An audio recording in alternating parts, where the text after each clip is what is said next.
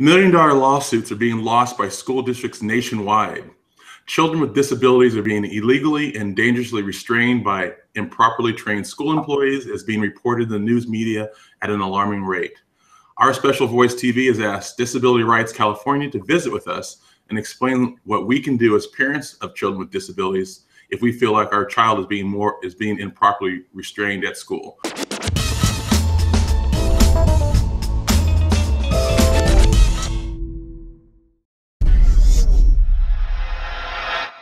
So joining us today is attorney Maggie Roberts and Suge from Disability Rights California. Maggie, go ahead and introduce yourself and tell us a little bit about your organization. Hi, everyone. My name is Maggie Roberts. I'm an attorney with Disability Rights California. I've been a disability rights attorney for more than 20 years. I've been with Disability Rights California working on children's issues for 14 years. Disability Rights California is an unusual agency in many ways. We are a large nonprofit agency. We provide free legal services for people of all ages with disabilities. We get federal funds in addition to some other funding sources, and we also have federal authority to investigate facilities that provide services, residential and non-residential, to people with disabilities. And if we have probable cause to feel like abuse has happened there, we also have investigation authority where we can interview people there. We can contact parents if it's minors. We have a right to get the addresses from the facility. So our investigation authority we've used for different reasons, but as far as I'm concerned, because I work with children, the focus has been on restraint and seclusion in the facility. We've looked at facilities that are non-educational as well, but there is a lot of restraint and seclusion happening in school-related facilities. Sometimes they're residential, sometimes they're segregated. School campuses are what's called non-public schools, schools that are private but they contract with public schools, or segregated classes in the kind of integrated school environment. And in our experience, although restraint and seclusion can happen anywhere in the school, it tends to happen more frequently and in a sense more illegally. And I'll tell you about what that means in a minute. In schools that are segregated are in classrooms that are really segregated, and where there's little contact between kids in the segregated classroom and kids in the regular ed classroom. So, and it is, just be aware, I'm not meaning to alarm people when I'm talking about today. One of the things we're talking about is worst case scenarios. Not every restraint and seclusion episode is harmful, but there's always a potential for harm, certainly when it's repeated and measures to prevent it from happening again aren't put into place. So that's primary focus when we go into a place. And I have worked with many families with kids who have been restrained, generally restrained repeatedly and restrained in ways that have resulted in harm to the kid in various ways. So I'll talk about that a little bit. So first, I think we should talk about what is restraint. I mean, there's a lot of different definitions of restraint, but what it is in essence, do you want to put on the PowerPoint, Suge?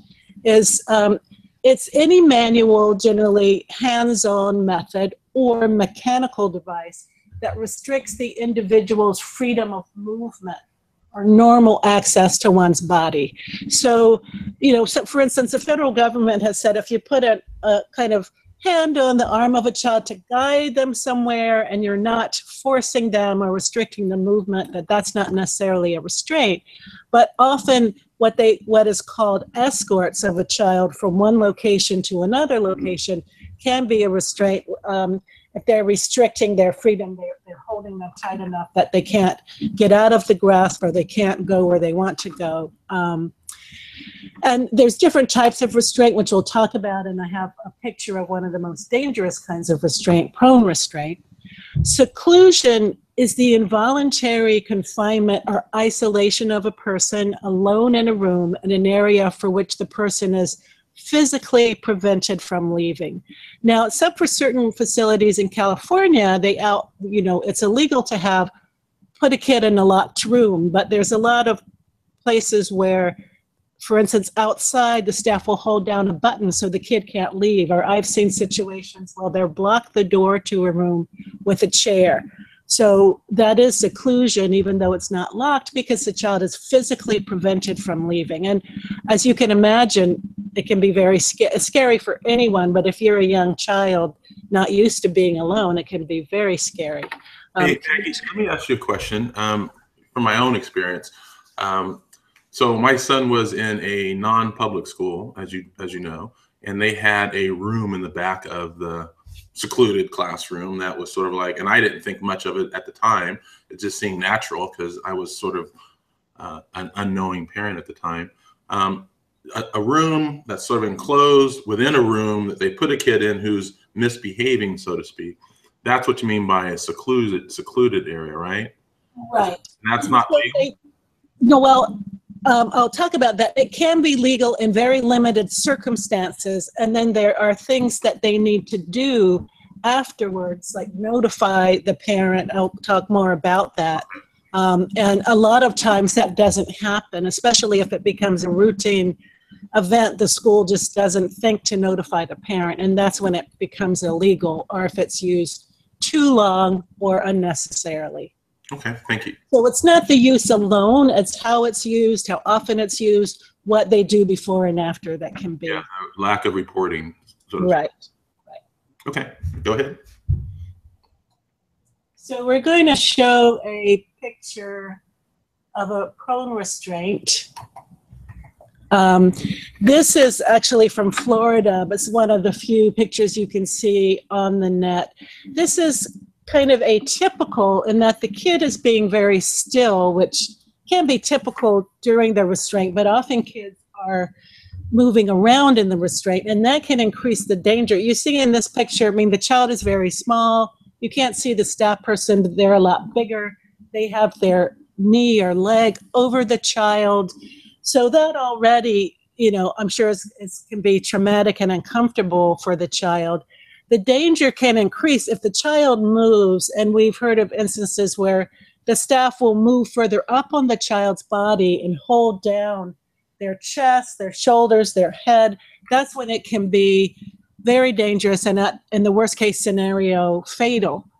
So that's you're just really opening the door to a risky situation once you have a child on the ground like that. So when you, particularly when you're compressing the chest of the child, and which isn't necessarily here, but as I said, the child isn't moving, and that can happen if they're trying to keep the child still. And it can increase, they say kids that are overweight, the risk can increase because more risk of increased pressure on the chest. If a child has any medical issues that might affect breathing or heart or anything like that, the risks increase. So, it's very important for parents to know if this is happening. This is a legal restraint in California as long as it's used in all the right ways. But unfortunately, once you get in that situation, it can be hard to predict and control how the kid is going to react, how the staff is going to react, and that's when some dangerous and also illegal situations can happen. Maggie, that brings up to mind. I remember, and you can leave it on this screen right here, or that's fine too. I remember my oldest son was sort of playing with my youngest son who has autism, as you know, and he was sort of laying on his back and holding him down, being playful with him, and his little brother freaked out, meaning that he was trying to get off. So if you have a kid who, in my son's example, as you know, it escalated to full-blown abuse in the classroom, but if he freaked out, I can see very easily how that can escalate to where it could be a very dangerous situation.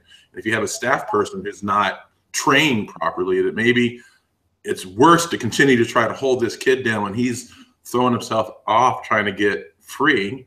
I remember that distinctly with my son, is he was like panic, like he couldn't breathe. And I don't know what was going on in his head because he's not nonverbal, but I remember the reaction. So I can imagine if my son was like that with his brother who he knew he wasn't going to harm him, how's he going to be with some adult who he doesn't know?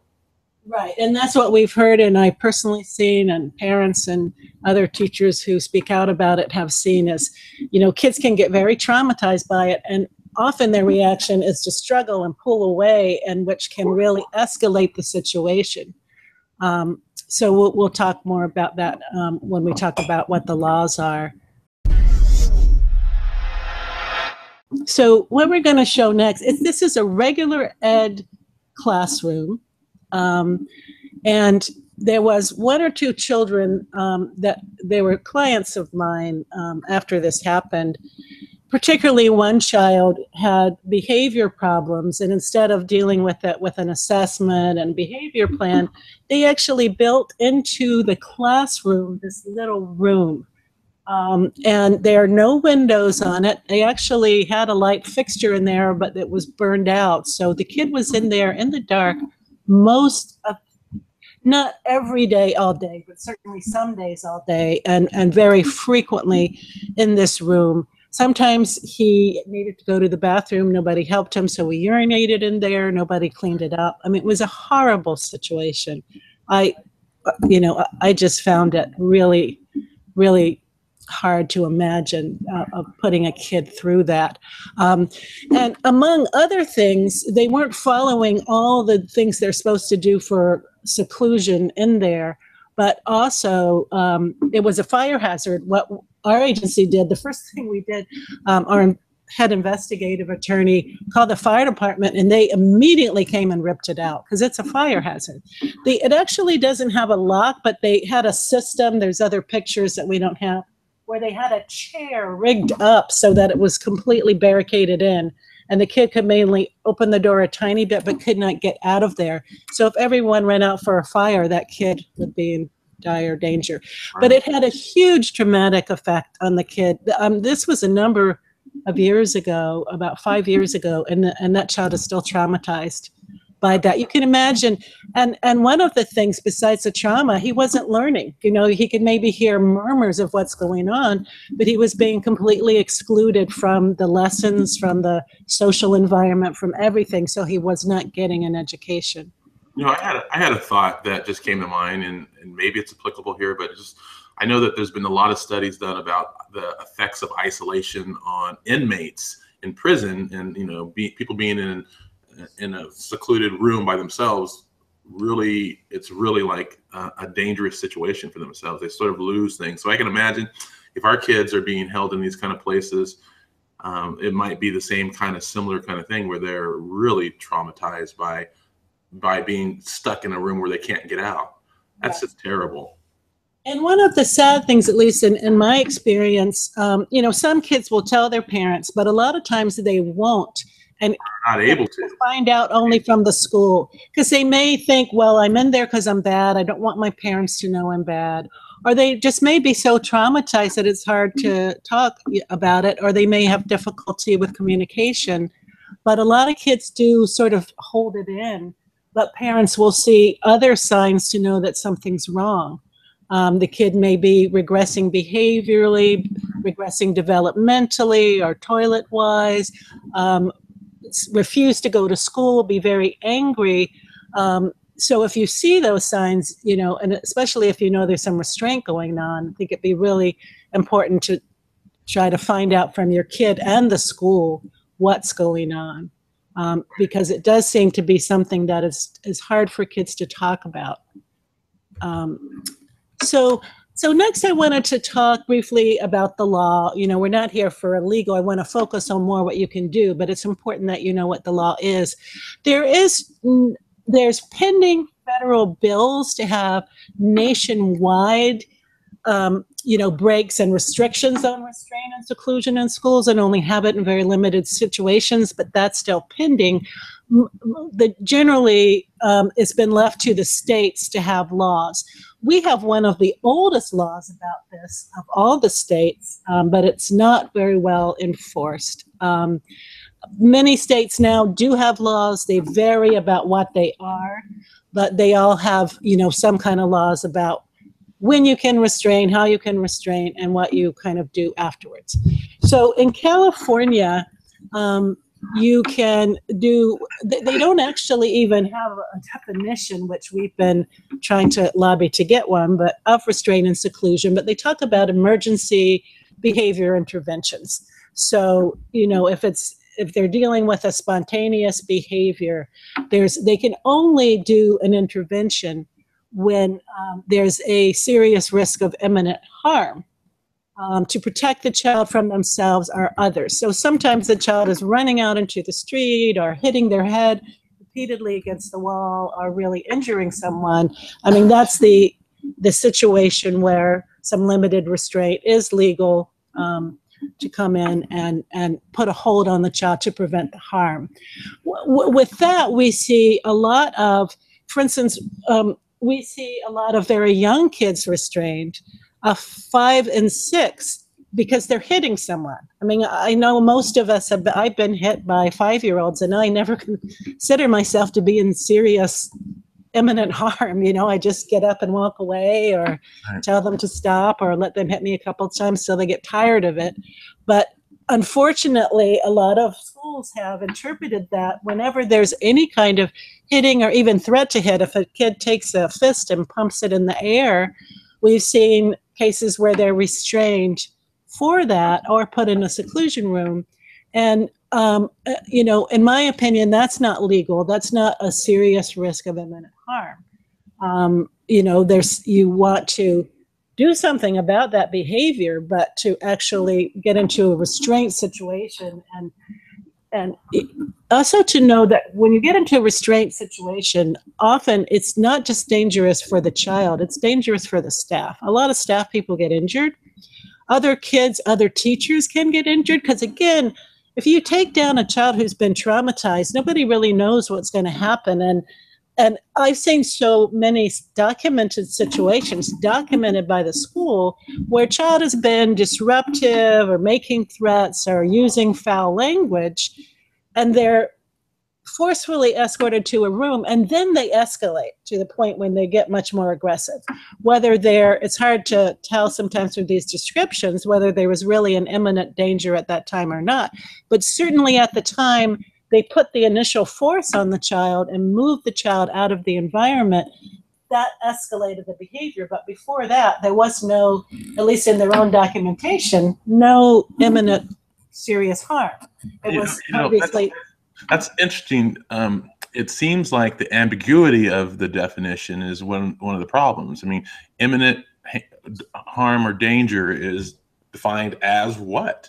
I mean, I agree that running into the street is something that I would want my kid grabbed and not allowed to run into the street. But if he's, stimming or whatever he's doing and it's annoying someone or whatever, that's not an imminent harm. It's just maybe an annoyance to someone else. So is there part of the problem? It's vague, but in a sense, but by its own terms, we do have sort of an institutional understanding of what's a serious harm, what's a serious bodily harm, right? And what's imminent. So, and there's, different case law and statutes in other areas that you can compare to that have more definitions, but the problem is I think the schools just feel, and I understand from a teacher point of view. My daughter is a teacher, and I know that, it's very hard when you have a kid who's disruptive, and when a kid may be threatening to hurt someone or, using a lot of FUs or something. The teacher feels like they need to do something, but the law is set up in California that they're supposed to, when there's a restraint and seclusion, and there is no behavior intervention plan, have a meeting with the team to decide, all right, what are we going to do about it so we don't have to be back here with another restraint? So, how can we support this kid or provide services, provide strategies to work with this kid so that the behavior that's causing a problem for the classmates or the teacher is addressed, but we're not restraining the kid, which is, which basically under the law is supposed to be the last resort when you've tried everything else and there is an imminent serious harm pending. Mm-hmm. So, and that's the part of the law that we see almost universally disregarded is having the IEP after a restraint incident. So they're supposed to alert the parent within 24 hours, which often I think they do, but by law, it doesn't have to be in writing. It can be verbally. So sometimes parents, they get notified, but they don't really get enough information to know what really happened or if it was serious or not. And they do have to also immediately fill out an emergency behavior report where they're listing information about the incident and describing the incident and what they did, you know. So that gives the parent a lot of information. They don't have to give it to the parent automatically, but if the parent requests that written report, then they have to give it under the, you know, records, the laws that have to do with providing records. And so I would say to parents, anytime you get a verbal report that your child has been restrained or there's been some kind of emergency behavior intervention, you want to ask for that written report so that you can get, you know, more detailed information about that. If they say they don't have a report, then that's a violation of the law because they have to write that report. They have to immediately give it to a school administrator so the school administrator can monitor the situation, and they have to put it in the child's file. So if your child if you know your child was restrained and you've asked for those reports and not getting them, you've asked for the file and there's nothing in there in writing about it, that is a violation of California law and of, you know, a number of other states' law. And that is the notice part is really important because, again, the whole law should be geared towards, you know, all right, sometimes in emergency you have to restrain a child, but this is not something we want to repeat. So we have to let everyone involved know what's happening and then talk about what we can do differently. Right. To go back to the restraint, not only do they have to limit it to signs of serious harm, where there's serious harm imminent to the child or others, they have to limit the time of the restraint to the harm. So if the child, I mean, for instance, in that picture we saw of the child lying calmly, you know, I would say, well, the child is very calm, so why are they continuing to hold the child? Right. You know, they can only hold the child as long as the danger continues. Now, sometimes, you know, they may say, well, they know the child, and if they let the child up too soon, things might resume and get very aggressive.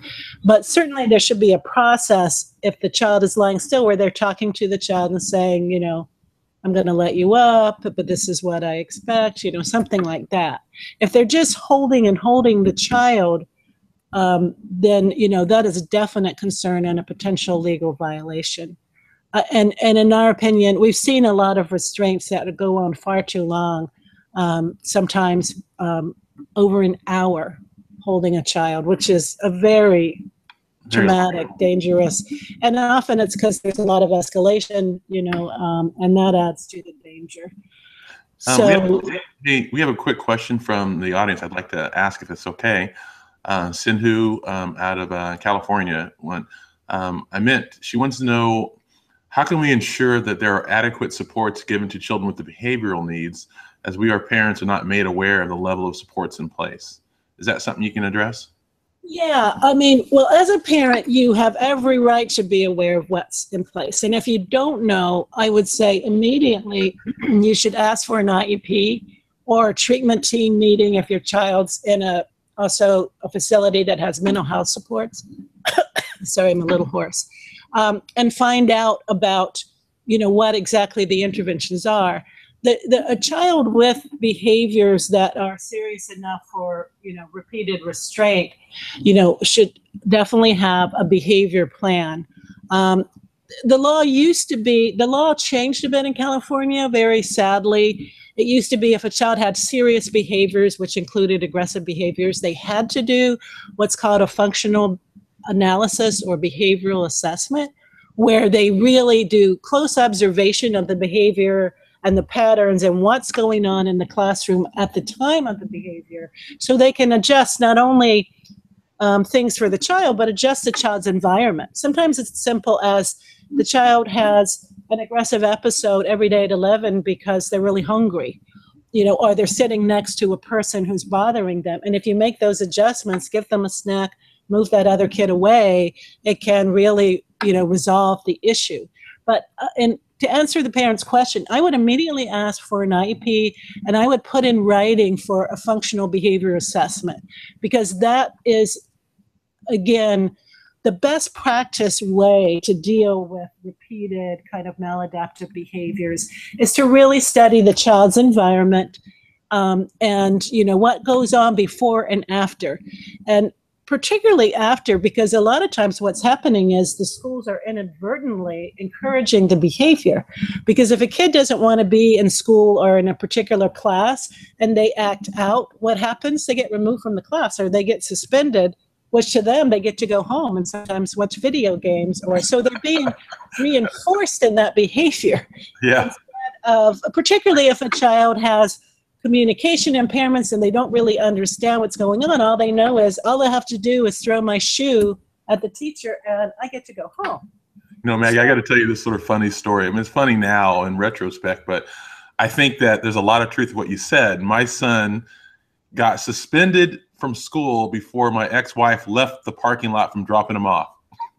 They had called us, so he got to go home immediately. So it was being reinforced over and over again that, if he does certain things, I get to go home and play with my brothers and play video games. And it just got worse and worse and worse. And eventually we had to agree to have a change in placement to a non-public school to work on the behaviors, because it had been reinforced in a bad way, in a negative way, so long that we just couldn't overcome it. I mean, he just knew that throw something, climb the wall, do something, I go home, over and over again. So it's funny now, but it wasn't so funny when we were picking them up from suspension every day. So to that parent who, with the question, I mean, what you want to find out from the school exactly what the behaviors are and what they're doing, but you want the assessment to show what the environment is. Sometimes, like some kids with disabilities are very sensitive to noises.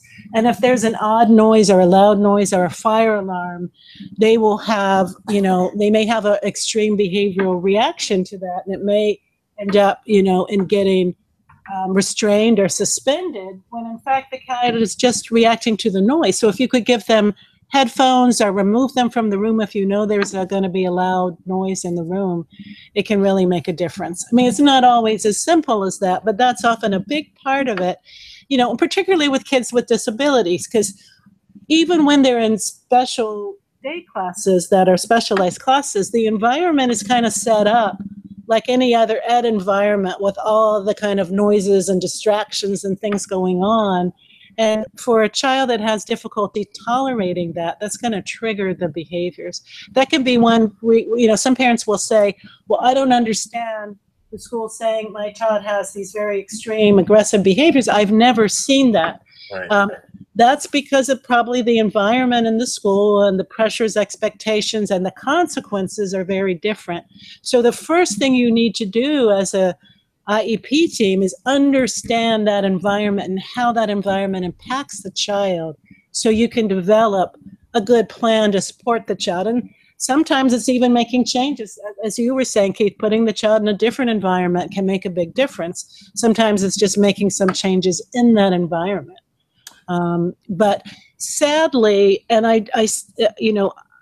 it's a legal violation if you substitute repeated restraint, which we've seen in a number of situations, for this positive behavior systemic plan that's individually designed for the kid to address what their behavior needs are.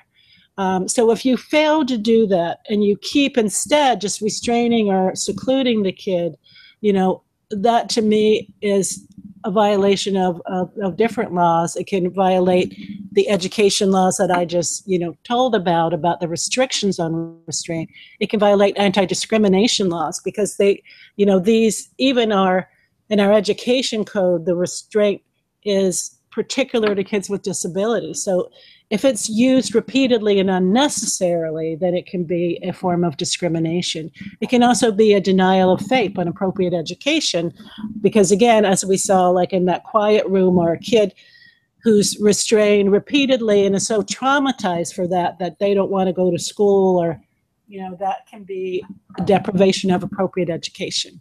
So it does have a lot of ramifications. Hey, Maggie, we have another question from the audience, if that's okay.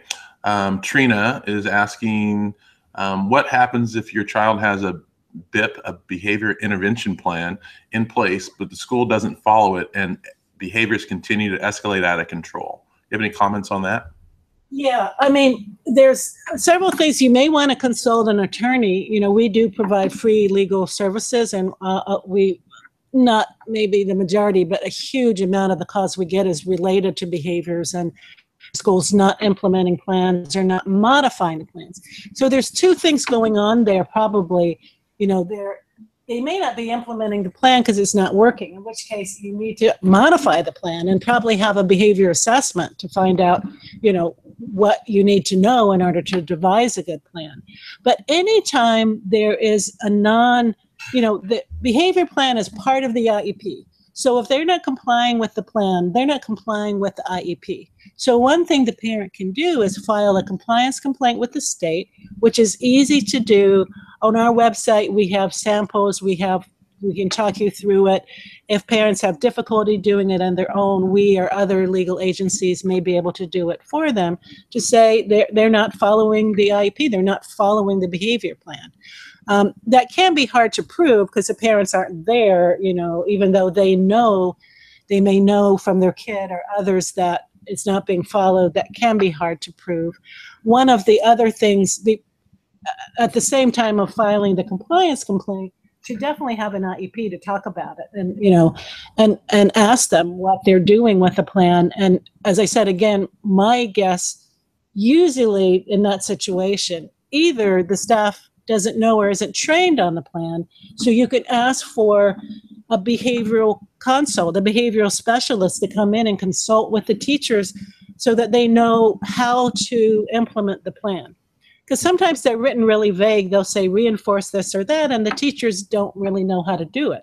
And so I would ask for a behavior specialist to provide consultation to the teacher, to the parent on those issues. I would also ask for an assessment to see, do we need changes to the plan? Or sometimes even without an assessment, the team knows they need changes to the plan. One thing we see again and again and again, parents will say, well, the kid has a plan, and you look at it, and it was written 4 years ago in another grade. The kid is different, bigger, different behaviors, different classes, different expectations. So the plan is really often not relevant and doesn't work, or even isn't really even used because the team kind of understands it's not relevant, but nobody thinks that, oh, we need an updated plan or a new plan. Right. We have another question from Angie that says, when restraint and seclusion is being used repeatedly, overused, and failing to implement the plan strategies, what type of complaint would be warranted? Well, and that's a good question. There's actually a number of different complaints you could try to file. One would be with the State Department of Education, because as I said, in our education law, there is, and I can give you the site to that, there is, requirements for what they have to do after they restrain, and what they have to do, that they can only restrain in certain situations. They can't restrain in ways that cause pain, trauma, deprivation of water. There's a lot of limitations in the law. So you can file a complaint with the state. And we have done that and seen that done in different cases. The state will usually kind of order compensation. They may order compensation. They may order training to the staff on what the requirements of the law is. In my opinion, they don't go far enough in stopping it, but they will reinforce that.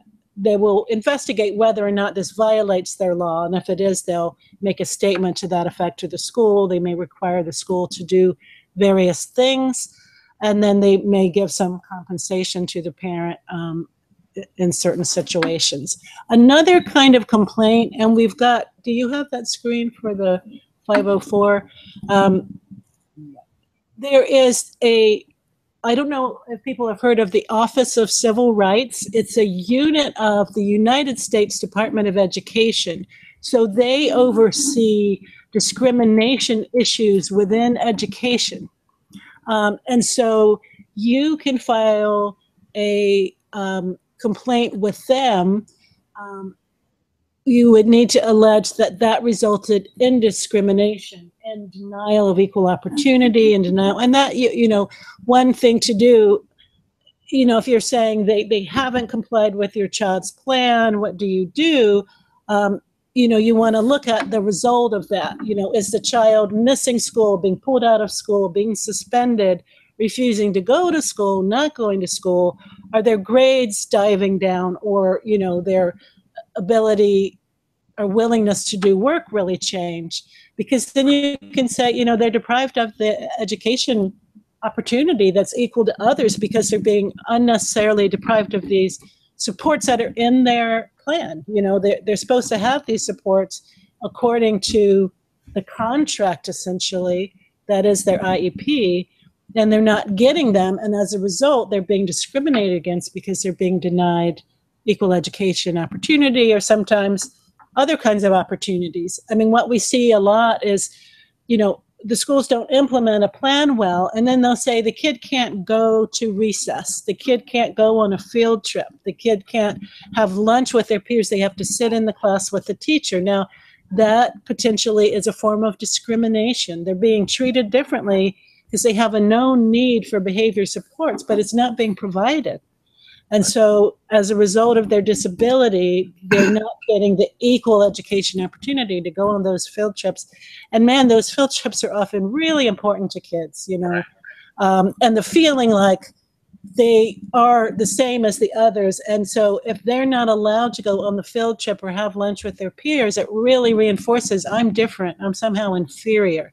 And that is, in a sense, a discrimination issue. Now, do you need to have an attorney help you file those complaints, or is it something that a parent can do on their own? Many parents do them on their own. Some parents, the writing, sometimes it can just be overwhelming for them to write something up or to know how to frame it. I think that consulting with attorney can help you frame it. And then many parents can do it on their own, and we help them go over their options. Because there's even more options. I mean, you know, you can file a claim in tort if you feel that your child was injured because they didn't implement the behavior plan, or, you know, that they were secluded. You could file a false imprisonment claim. This is known as tort, just a civil law that has nothing to do with education. Basically a personal injury type type claim. You'd have to show some kind of a loss.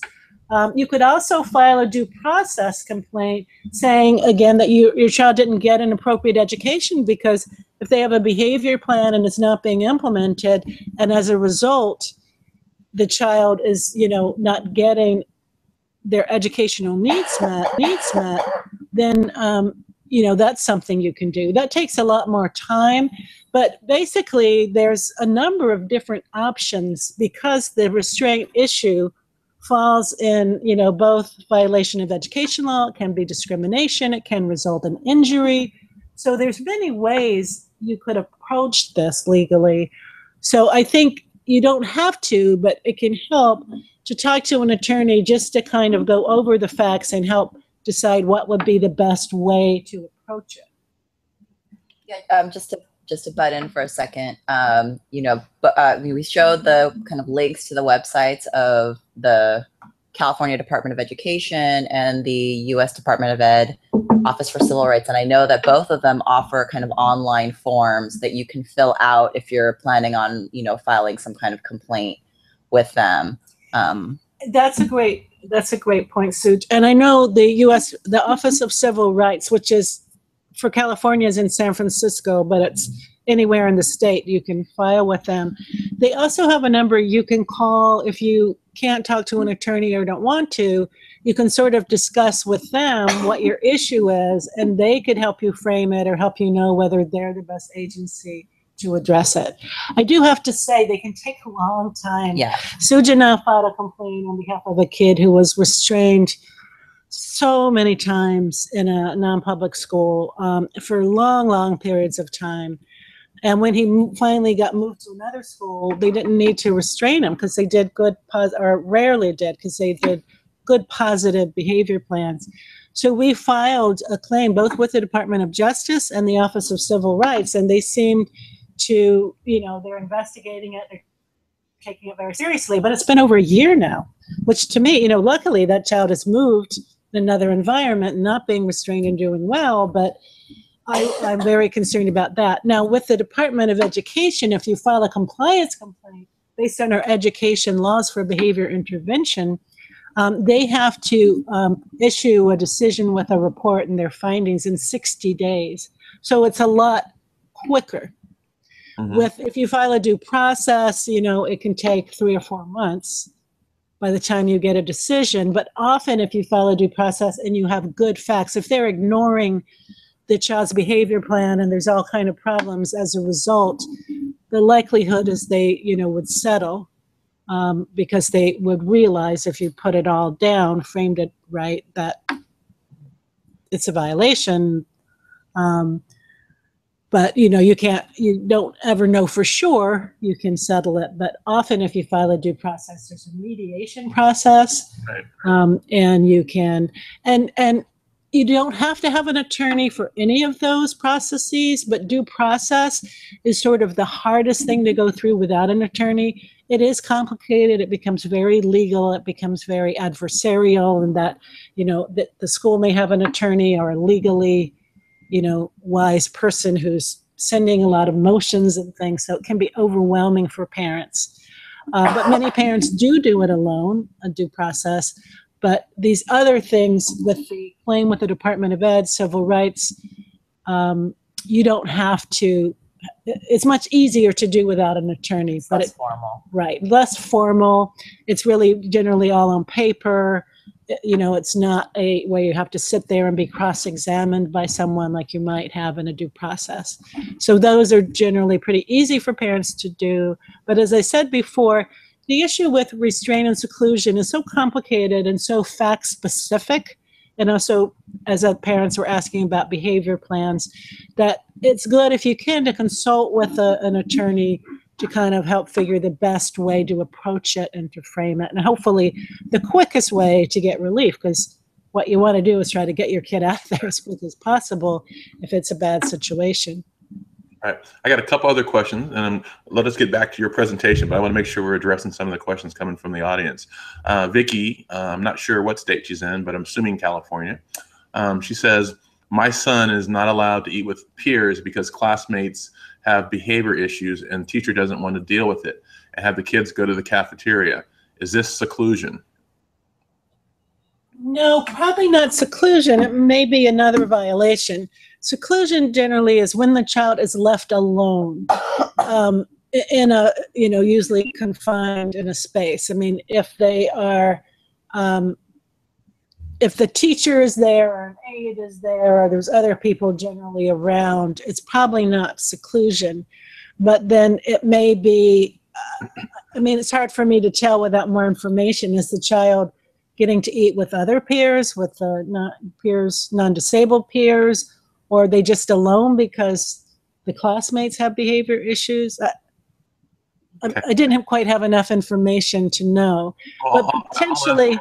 I'll ask her to clarify that, and then we'll come back to that in a second, okay? All right, so, Vicki, if you have any more information about whether he's eating alone or if he's eating with other peers, just go ahead and type it in here, and I'll come back to it. But I have a question from Angela. Ask, what about filing a uniform complaint in the district?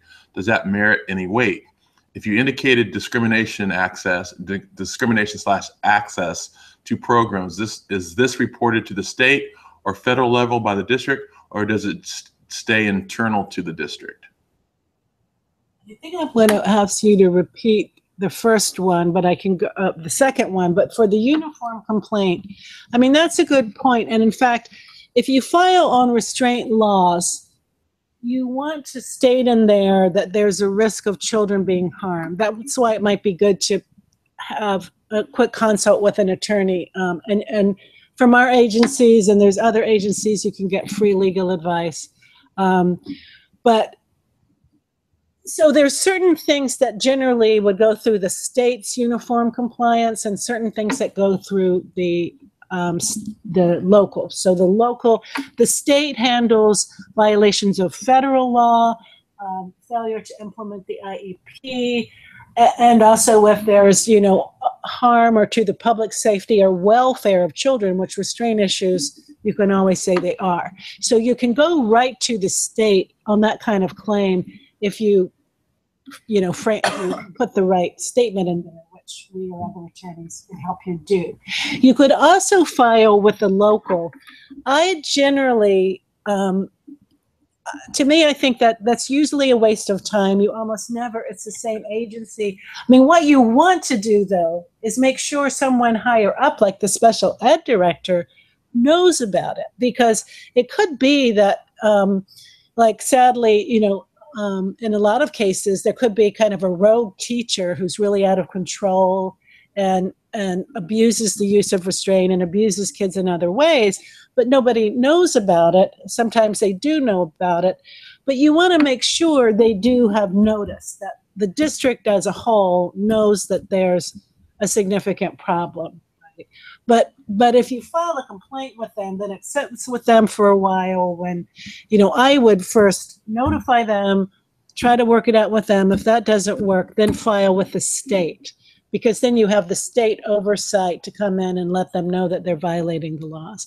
But as I said, you do want to let other people in the district know there's a violation of law, because it could be they simply don't know, and you want to make sure they have notice, and maybe they could fix it even quicker than the 60 days that would take you to file some kind of a uniform compliance complaint. And I'm sorry, for the second part of that question, can you repeat that? She asked, do they report it to the state, or does it stay internal to the district? So if you file one of these complaints, do they actually do anything with it? Do they send it to anybody else who matters, or is it just sort of internal? Well, I think it might be helpful, Maggie, to kind of clarify what a uniform complaint is, because I think, because the thing is like we're talking about a lot of different kinds of complaints. We're talking about doing a compliance complaint with the California Department of Ed. We're talking about doing a discrimination complaint with the U.S. Department of Education Office for Civil Rights. We're talking about due process complaints and going to file for a fair hearing. And now we've kind of got this thing that was in the question about filing a uniform complaint either with the district or with the state. So it is really confusing, because there are lots of different avenues that you can go to address some of these issues, and one may be better than the other depending on the situation. And generally, if I'm understanding the question, if you filed some kind of uniform compliance complaint with the local agency, the state probably would not know. You could remedy that by CCing them, but if you don't file the complaint directly with the state, they probably won't give it much attention, because it wouldn't be directly filed with them. They would just kind of leave it to the local agency to resolve. And there's different kinds of complaints you could file locally if that's what you want to do. One is you could file a discrimination complaint that's different than a uniform complaint that, the laws are being violated. To do with education, you could file a restraint that because often if there is repeated restraint, seclusion, or repeated pull out of a kid, then it can be what's called a hostile education environment, where, the kid, that interferes with the kid's learning, because it's, it's scary, it's, kind of, the teachers can feel like the enemy. Kids really can impact kids' learning. So you could write that up to the state, and you want to give all the facts that you know about it, and then they can investigate it. We've had mixed experience with that. That we had a kid, it wasn't restraint, but a kid was being really taunted and the teacher was saying very cruel things to the kid based on the kid's disability. Suge filed a very detailed statement about what was going on, and the district immediately responded and wanted a meeting with the parents and with us, and made, immediate offers to fix it and get the kid out of the environment and things like that. So that was great, and that was quick. But in other situations, we've had the school just kind of deny that there's a problem and take a long time to get back. So, it can depend on the situation and on the school. Some of them are much better set up to handle complaints like that than other districts are. My experience, Maggie, and we're here for other parents too, so I'll just be candid. My experience, and I did file a complaint with the Department of Education against my district, and it started out tremendous. They were all on it. They sent out all these overnight packages to everybody, and then it went silent. And to this effect, I've never heard from them again. So I don't know what was resolved, if it was ever resolved. Never heard any communication from them at all after the initial, onslaught of requests for information and clarifications and all that kind of stuff. Went silent. And to be honest with you, as a parent, I don't have time to always fight in all these battles.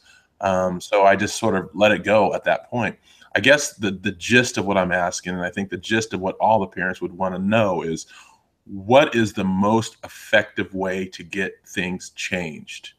I mean, clearly, one of the things that we're doing as parents is we're organizing, getting more informed, and we're going to be able to have a voice legislatively when we have more parents who are on board with us. But, our kids are in these classrooms now getting restrained and secluded.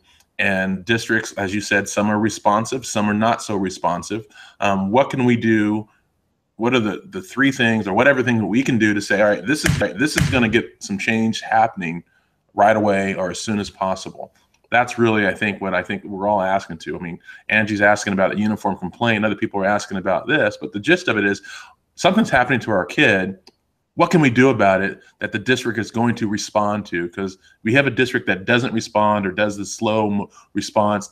Our kid is still in that bad environment versus the district who responded right away, which is what we would want. Is like, what can we do to fix it? That's what we want. But not all districts are that way. So can you give us any advice? It's hard for me to advise because districts are different. I think things that can really make a difference, you said three things. I mean, one, getting advocacy, having an attorney. And with these kind of issues, a lot of people can't afford an attorney, but there are nonprofit agencies such as ourselves, and these are priority issues if kids are being harmed and denied education because their behavior needs aren't being met positively. So getting an advocate and attorney can be, at least to help you, like we know the different districts and the different approaches that have worked as a district. So if someone calls us, we could help them kind of figure out the best approach based on that district. Getting press can make a real difference. This is again in addition to any advocacy you file, but I mean, I had a case where a kid was restrained a lot, and we ended up getting an agreement with the non-public school to make huge changes there. And now they're big believers in non-restraint because they hired all these people to do it. But a big reason they agreed to do it because that client spoke out to the press. The press came to our office. She came in, she was willing, she wanted to show pictures of her child that didn't identify him physically, but showed these terrible rug burns he had on his face. And he was a really small kid, and he wasn't really endangering anyone, but he was just being restrained again and again and again and isolated in a room. So having that press and that pressure and advocacy before you file something can make a difference. Another just a general tip for parents, that's, find out as much as you can and document high up to that in the district, but to various people, right? So let's say a parent just finds out, they knew that the behavior plan wasn't being implemented well, but they just found out that their kid had been restrained repeatedly, that they didn't know. Well, immediately you want to have an IEP meeting. You want to ask for the written records of those restraints. You want to ask a lot of questions about what happened when and why wasn't I informed, this and this and this. You want to document it all. And I would send it to the special ed director, members of the school board. I mean, these are just possible. You might not want to send it to everyone, and that the school superintendent. You know, sadly, it really kind of breaks my heart that schools, they don't often take enough action, and then they get sued big time. They have to pay now millions of dollars. Yep. If a child gets injured, or, you know, there was real trauma to the child, which often there is, and then they kind of sit up and listen. But, you know, if you wouldn't necessarily want to threat a lawsuit, but by a letter you want to make it clear you know, are learning facts about your child now that violate the law, and you are not going to go away until they fix this. Right. You know, just being very detailed. Whenever, sometimes cases fail because the school didn't have enough notice. So you do want to make sure that, you know, whoever's kind of representing the district and special ed, that they know what was happening. And I'd say the majority of times they'll step in and fix it because, you know, they don't want lawsuits. And, you know, I mean, most people who are in that position, they're there because they care about kids, and it may not always seem like it to parents, but if they really know bad things are going on, you know, a lot of them will want to get it fixed and also feel like they need to get it fixed for liability reason. So you do want to get the right information to the right person as quickly as possible. That's important. We've had parents, now one of the concerns, we've had parents in situations where their kid's in a school, their kid is being restrained, and the school, and often it's a non-public school scenario, the school or the district just doesn't take it seriously and they won't do anything. And the parent will ask repeatedly to get their kid out of that school, and nothing happens. We had a situation with exactly that, and we advised the parent to withdraw consent to restraint. Say, I withdraw all consent. You know, don't have my consent to restrain my child. And the school immediately said, we can't serve this child anymore if we can't restrain him. And so they had to place the child in a different place. And it ended up much better for the child. That is kind of extreme because if you can withdraw your consent, if you withdraw it like that parent did for all reasons, then you're facing the situation where if the school thinks the child's in danger, then in that situation, they usually would call the police. And sometimes police would arrest the child. So you're taking a risk if you do that route, because you're taking away that option of handling what the school is saying is an emergency situation that's endangering people and they need to do something. If the parent says, you can't restrain my child, then you know, again, the chances are they would either kind of, if it's a non-public school, they can essentially, it's not expulsion, they can just disenroll the child. If it's a public school, they couldn't legally do it, but sometimes they just say, well, the kid can't come back here anymore if we can't restrain them. But that's another thing for parents to understand is the consent rights. Like you could say, we've helped parents write up consent saying, you know, I understand from the restraint reports, you're restraining my child under these situations. These are not dangerous situations, and therefore I do not consent to them. If there was a legitimate emergency where blah, blah, blah, blah, blah, then, you know, so sometimes you can craft things that way.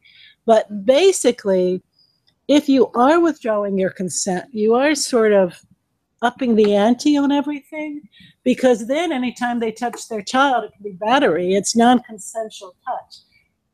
A lot of parents say, well, I never consented anyway, but generally the law gets a little complicated, so they consider the school to sort of stand in legally for the parent. So if the child was in danger or endangering, generally they'd be legally authorized to restrain the child.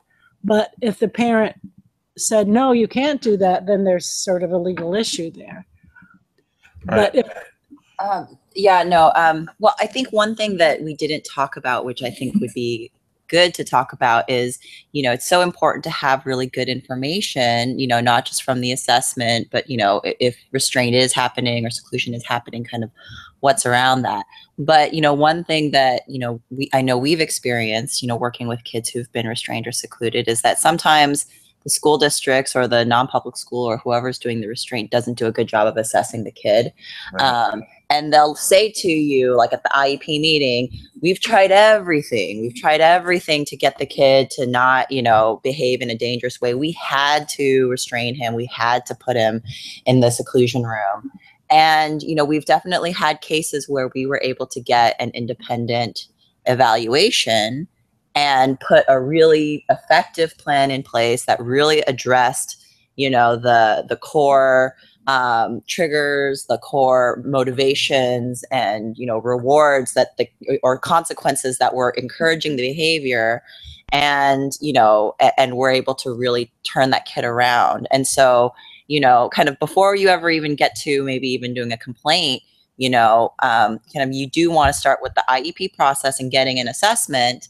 And then if the assessment is not helpful to you, which, a lot of assessments from the school districts are bad, is getting an independent evaluation. Well, I wouldn't say a lot of the assessments are bad, but with behavior, they often can be deficient because they're not done by people who are really understanding.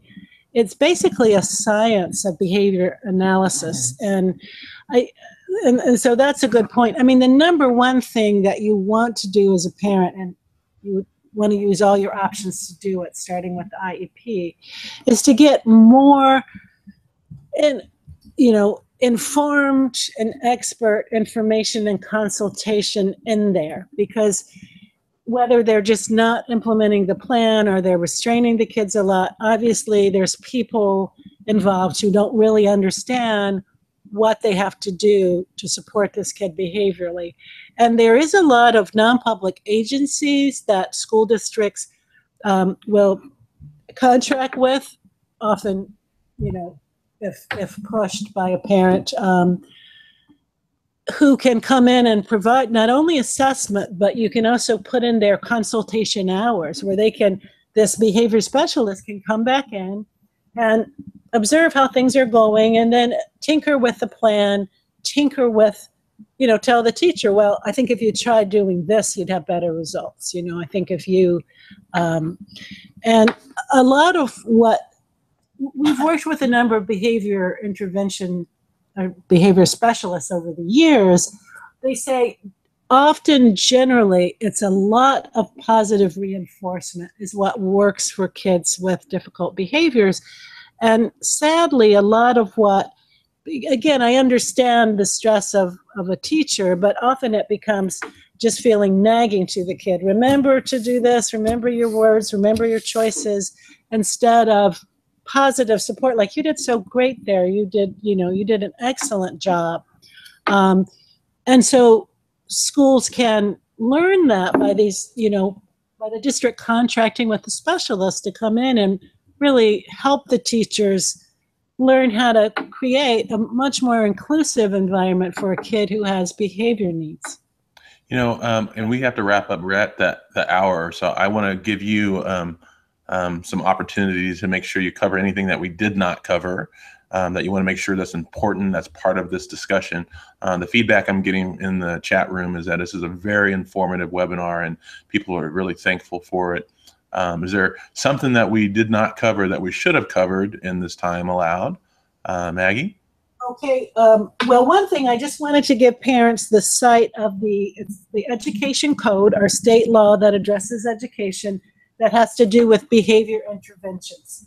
Okay. It starts at section 56520. Mm-hmm.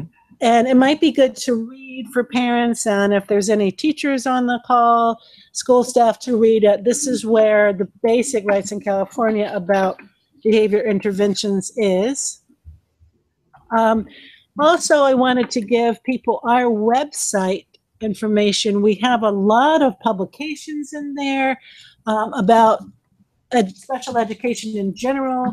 Suge was talking about independent educational assessments, which we have publications that talk about that. So, and that's www.disabilityrights.com. .org. Sorry. disabilityrightsca.org. I'll actually go ahead and. Sorry, when I talk a lot, I kind of forget basic things. So, we'll make sure everybody gets it in the email, so don't worry about that.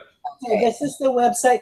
But basically, going back to parents, so the first thing I would advise a parent to do who heard about a restraint, ask for the written emergency report and say, you know, you understand you have a right to an IEP right away. And then talk to your child about it if the child is willing to talk about it, so that you're prepared at the IEP to talk about the impact on your child. And then at the IEP, and also before the IEP, I would request a functional behavioral assessment. That's the assessment I talked about that's really has a specialist coming in there and looking at the whole environment and saying, how can we make this more supportive and inclusive for this kid to address their behavioral needs? And if they won't give it, particularly if there's been repeated restraint, that's when I would really advise you to call us or another attorney to get legal advice.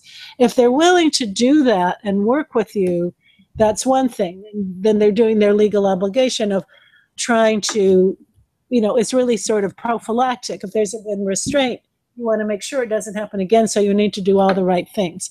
If they won't do those things, then you're facing a potential problematic situation where you might want to file some legal claims, and then you should talk to an attorney at that point if you can, and we can talk about what your different options are. Because it is, as you've seen from our talk today, it is pretty complicated because this area really kind of bootstraps in all different kinds of legal issues, you know, personal freedom and education and discrimination.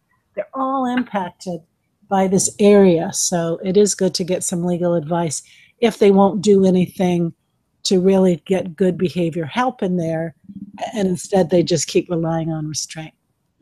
Well, Maggie, this has been a very incredibly insightful and informative webinar.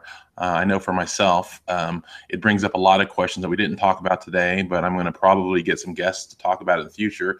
The use of cameras in the classroom, the role of the district attorney in terms of prosecuting some of these things, just the mandated reporter law, just all these things that pop up from just having this discussion with you that we should really address to help protect our kids in the future. So, and Angie says that she loves Disability Rights California. So we just got that in the notes there. So you guys are doing a great job. I'm glad I ran into you guys. Unfortunately, I ran into you as a result of what happened with my son in the classroom and the resulting multi-million-dollar judgment against the district for restraints and seclusions that went awry, that became abuse at some point. Because at some point, you keep restraining kids, they start getting hurt, it becomes the issue of abuse. If it's continue with no reporting to the parents, it could escalate into an abuse, which costs districts millions of dollars.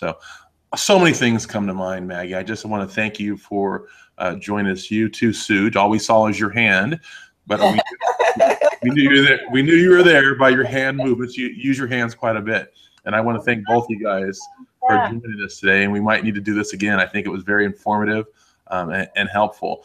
Absolutely. Us parents, we need to get more involved. We can help your efforts by becoming more involved and being advocates for our children and for this whole issue of restraint and seclusion, because it's a big issue. And legislators and school districts and all those people who are elected pay attention to us voters. So if we can speak as a more collective, unified voice and say this is an issue that matters to us and to our children, then I think that they'll be more likely to do it. So anything we can do to help support that, Maggie, we're going to do. I know you and I have been in discussions about how we might do that, how we might be able to execute that strategy. I'm all for it. And I know a lot of the people here on the call are on the webinar today would be in support of that too. So we're going to continue to help support your efforts. I'd like to let everybody know we have a webinar next Friday on the topic of special needs planning. For those of you who are interested in special needs planning, we've been doing an ongoing series about how to plan for the future when we're no longer here for our kids. And I've got a special guest, Ryan Platt from A Special Needs Plan, who's going to come talk to us next Friday. And I want to thank Maggie and Suge again, or Suge's hands again, for coming out and talking. Come over here, Suge. Yeah, come over there, Suge, so we can at least see what you look like. There we go. There is a Suge. It's not just. It's a real Suge. So we want to thank you guys all. And Maggie, you did a great job. You did not attorneyize it. You were. Good. Did a job. That's one thing I said. Do not talk as an attorney, talk as a person, and you did a tremendous job. I want to thank you for that as well. And I think that the feedback from everybody here is that you guys did a great job. Thank you, everybody, and we'll keep you posted about how you might be able to help in the future. Thank you for joining.